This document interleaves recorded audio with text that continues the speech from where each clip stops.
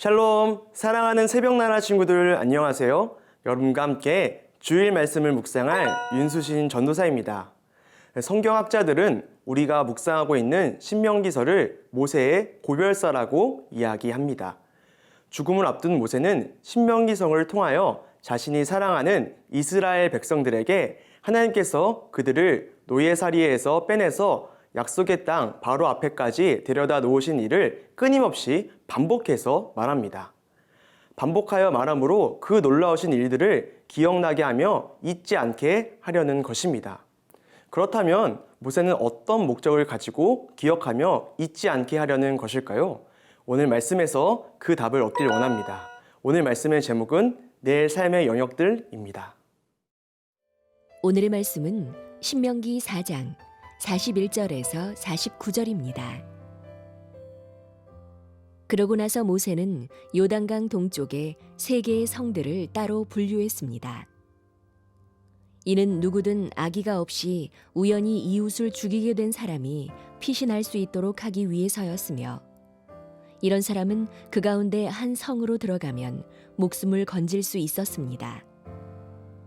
그 성들은 루벤 사람들의 성인 광야 평지에 있는 베셀, 갓 사람들의 성인 길르앗 라못, 므낫세 사람들의 성인 바산 골란이었습니다. 이것이 모세가 이스라엘 백성들 앞에 둔 율법입니다. 이것은 그들이 이집트에서 나올 때 모세가 그들에게 말한 증거, 규례, 법도로서 요단강 동쪽 벳볼 가까이에 있는 골짜기, 곧 헤스본에서 다스리다가 모세와 이스라엘 백성들이 이집트에서 나오면서 물리친 아모리 사람들의 왕 시온의 땅에서 분류한 것입니다. 이스라엘 백성은 시온의 땅과 바산 왕 옥의 땅을 차지했는데, 그들은 요단강 동쪽을 다스리던 아모리 2 왕들이었습니다. 그 땅은 아르논 골짜기 끝 아로엘에서부터 시온산, 곧 헤르몬산까지 뻗었고, 요단강 동쪽 온 아라바와 비스가 산비탈 아래의 아라바 바다까지 포함됐습니다. 하나님께서는 모세를 통해서 요단 동쪽에 3개의 도피성을 세우게 하셨습니다.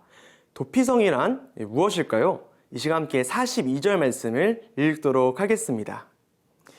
이는 누구든 악의가 없이 우연히 이웃을 죽이게 된 사람이 피신할 수 있도록 하기 위해서였으며, 이런 사람은 그 가운데 한 성으로 들어가면 목숨을 건질 수 있었습니다. 아멘. 의도적이든 의도적이지 않던 사람을 죽인 사람은 그 피값을 치러야만 했습니다. 하지만 하나님께서는 실수로 살인한 사람을 살인당한 사람의 가족이나 친인척 등의 복수로부터 보호해 주시기 위해 도피성을 만들어 주시고 그 안에서 보호를 받게 해주셨습니다. 즉 도피성이란 실수로 다른 사람의 생명을 죽인 사람을 보호하기 위한 성인 것입니다. 사랑하는 새나 친구들, 이 땅을 살아가는 우리 모두는 도피성을 살아가는 사람과 같습니다. 비록 살인자임에도 불구하고 도피성에서 보호를 받는 사람들처럼 우리 역시 죄로 인해 심판받고 죽어 마땅하지만 보호를 받고 있습니다. 바로 예수 그리스도의 십자가의 은혜 안에서 보호를 받고 있는 것입니다. 사랑하는 새나 친구들, 기억하십시오. 우리는 죽어 마땅한 죄인입니다. 그러나 우리가 정죄받지 않는 이유는 단 하나, 예수님께서 우리의 피난처 되시며 예수님의 십자가의 사랑이 우리를 보호하기 때문입니다. 그 은혜를 믿으며 고백하며 살아가는 모든 새나 친구들 되기를 소원합니다.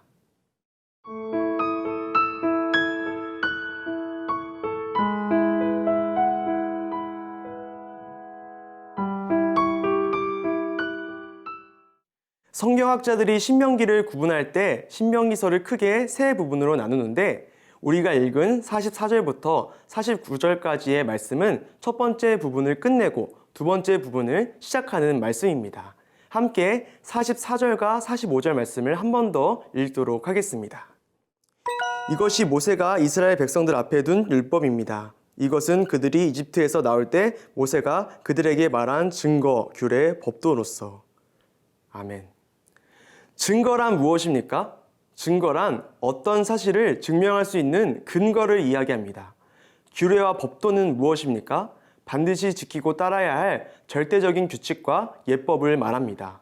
즉 모세가 이스라엘 백성들에게 말하는 율법은 하나님의 말씀인 성경은 하나님이 어떤 분이신지를 증거하고 우리의 삶 속에서 어떻게 하나님을 경배하고 예배해야 할지를 알려주는 책이라는 것입니다.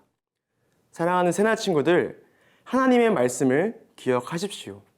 하나님의 말씀은 크게 두 가지로 구분할 수 있습니다. 하나는 하나님께서 우리를 위해 행하신 놀라운 일들의 기록입니다. 하나님께서는 성경에 이런 일들을 기록하심으로 우리에게 끝없이 기억하게 하십니다.